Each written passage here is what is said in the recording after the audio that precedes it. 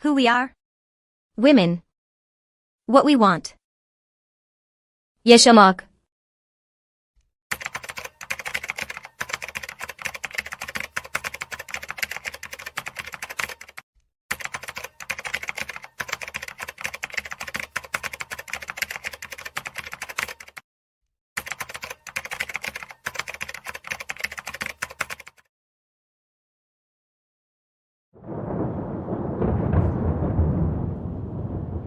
Feminism is a range of socio-political movements and ideologies that aim to define and establish the political, economic, personal, and social equality of the sexes.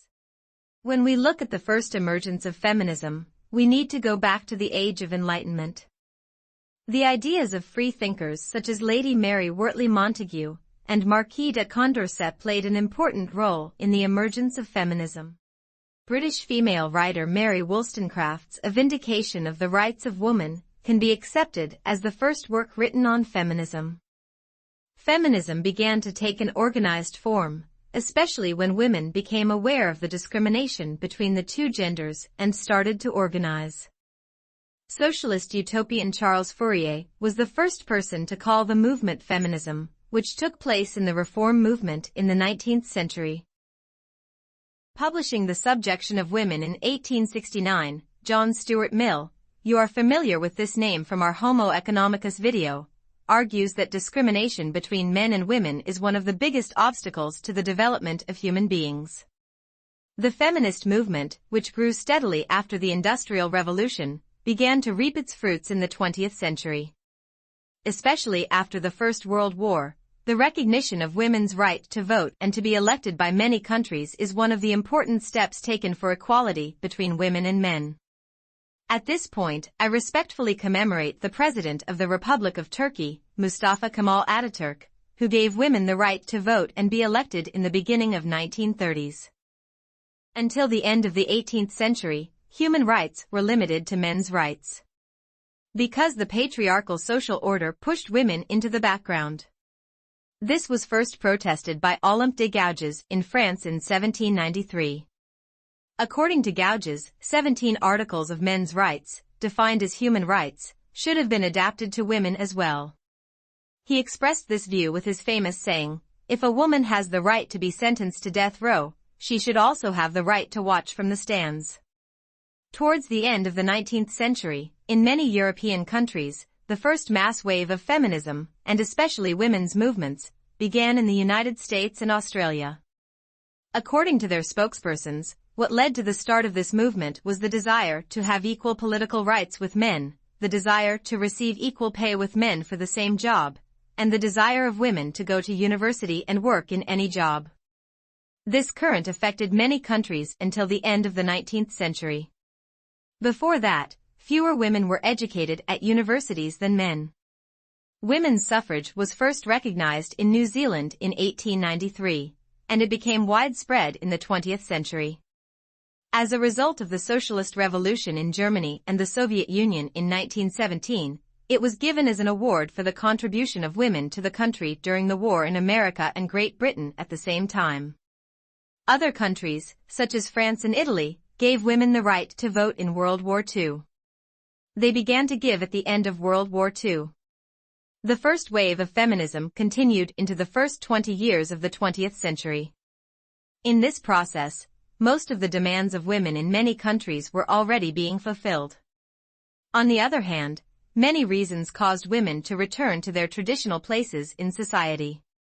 In the world economic crisis of 1929, job shortages arose and the first group to be laid off were women. During the period of German fascism, restrictions were imposed on women's education at the university and their business life. Since men were at war in the Second World War, countless women started working in the industries. However, after the war, they returned to their duties of being a woman and a mother. Before the Second World War, many women were housewives. Most of the working women also worked in jobs that usually did not bring their talents to the fore, such as receptionist, secretary, or store worker. After a large part of the male population went to war in the Second World War, the countries participating in the war became a policy to bring women into business life in order to keep their economies alive. For example, the Rosie the Riveter poster, which is depicted wearing overalls prepared by the USA during the Second World War and saying "we can do it" while squeezing her biceps, is one of the works that best represent these policies. Meant to inspire patriotism, the image of Rosie the Riveter was a new and different way of portraying women, and many historians cite her as an inspiration for female liberation. The 1960s second wave of feminism was termed Le Mouvement de Libération des Femmes, the women's liberation movement. It was the largest and broadest social movement in U.S. history. The second wave was based on a socio-political cultural movement. Activists fought for gender issues, women's sexual liberation, reproductive rights, job opportunities for women, violence against women, and changes in custody and divorce laws. It is believed the feminist movement gained attention in 1963 when Betty Friedan published her novel, The Feminine Mystique. Friedan wrote of the problem that has no name as a way to describe the depression women felt about their limited choices in life. While reading The Feminine Mystique, women found they related to what Friedan wrote. Women were forced to look at themselves in a way they hadn't before. They saw within themselves all the things they had given up in the name of conformity. The women's movement became more popular in May 1968 when women began to read again, more widely, the book The Second Sex, written in 1949 by a defender of women's rights, Simone de Beauvoir. De Beauvoir's writing explained why it was difficult for talented women to become successful. The obstacles de Beauvoir enumerates include women's inability to make as much money as men do in the same profession, women's domestic responsibilities, society's lack of support towards talented women, and women's fear that success will lead to an annoyed husband or prevent them from even finding a husband at all. De Beauvoir also argues that women lack ambition because of how they are raised, noting that girls are told to follow the duties of their mothers, whereas boys are told to exceed the accomplishments of their fathers. The defining moment in the 1960s was a demonstration held to protest against the Miss America pageant in Atlantic City on September 7, 1968, termed the Cattle Parade. The purpose of the protest was to call attention to beauty standards and the objectification of women. Through this era, women gained equal rights such as the right to an education, a right to work, and a right to contraception and abortion. One of the most important issues that the women's liberation movement faced was the banning of abortion and contraception, which the group saw as a violation of women's rights. Thus, they made a declaration known as Le Manifeste de 343, which held signatures from 343 women admitting to having had an illegal abortion. Women received the right to abort with the passing of the Veil Law in 1975. On October 11, 1991, the first televised workplace sexual harassment case was aired. Anita Hill, who was a law professor at the time, accused Supreme Court nominee Clarence Thomas of persistent sexual harassment.